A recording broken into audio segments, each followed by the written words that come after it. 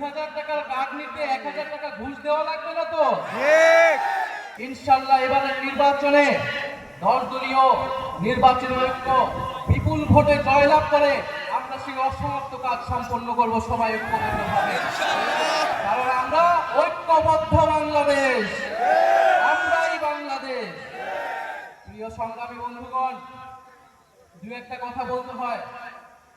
আমরা শুনছি বিভিন্ন কার্ড দেওয়া হবে, ফ্যামিলি কার্ড দেওয়া হবে, কৃষক কার্ড দেওয়া হবে। আমরা চাই সুবিধা পাক, কিন্তু এই কার্ড জনগণ পর্যন্ত পৌঁছাবে তো? 2000 টাকার কার্ড নিতে 1000 টাকা ঘুষ দেওয়া লাগবে না তো?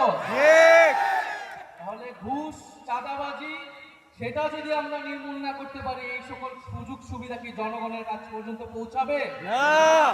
একদিকে বলা হচ্ছে কার্ড দিবে, আরেকদিকে ঋণ খেলাপিদেরকে সংসদে নিয়ে যাওয়ার চেষ্টা করা হচ্ছে, নির্বাচন কমিশনকে ব্যবহার করা হচ্ছে, আদালতকে চাপ প্রয়োগ করা হচ্ছে।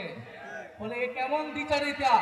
যদি প্রকৃতপক্ষেই জনগণকে সুবিধা দেওয়ার নিয়ত থাকে, তাহলে কেউ ঋণ খেলাপিকে নমিনেশন দিতে পারে না।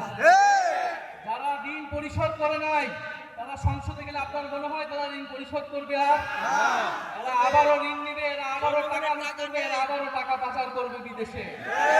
আমরা তো এই বাংলাদেশ চাই নাই, আমরা তো সেই লুটেরাদের বিরুদ্ধেই গণ অভ্যুত্থান করেছি। নতুন কোন লুটেরাদের আমরা ক্ষমতায় যেতে দিব না, বাংলাদেশের জনগণ তাদেরকে ক্ষমতায় যেতে দিবে না।